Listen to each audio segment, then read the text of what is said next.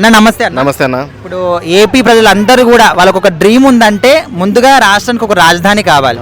So అలాంటి దానికి ఈరోజు అమరావతి పునఃప్రారంభ పనులు చేస్తున్నారు, సభ నిర్వహించారు, ప్రధాని గారు కూడా వచ్చారు. అయితే జగన్మోహన్ రెడ్డి గారికి ఆహ్వానం ఇచ్చినా కూడా ఎందుకు రాలేదు అనేది ఇప్పుడు చాలా మంది ఆలోచిస్తున్నారు.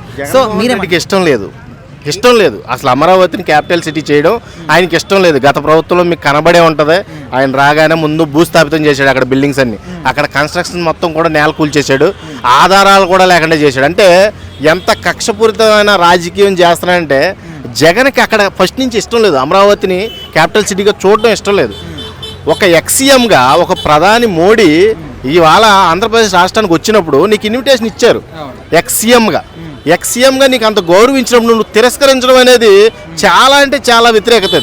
అంటే నీకు అక్కడికి వెళ్ళడం ఇష్టం లేదా, ప్రధాని మోడీ అంటే ఇష్టం లేదా మీకు, లేకపోతే ఈ కూటమి ప్రభుత్వం అంటేనే ఇష్టం లేదా? ఇప్పుడు రైతులందరూ కూడా వాళ్ళ సొంత పొలాలు కూడా మాకు అమరావతి కావాలి, మాకు రాజధాని కావాలని ఇచ్చేసినప్పుడు ఒక మేలుగోరే వ్యక్తిగా రాష్ట్రానికి సీఎంగా చేశారు ఇంతకుముందు. మరి మీరు ఇలాంటి వాటికి రాకపోవడం ఏంటనేది ప్రజలందరూ కూడా అదే ప్రతిదానికి చక్కగా ఏదైనా ఫంక్షన్కైనా పెళ్ళికైనా చావుకైనా చక్కగా నవ్వుతూ వెళ్ళిపోయే జగన్ ఇలాంటి వాటికి కూడా వెళ్ళాలి.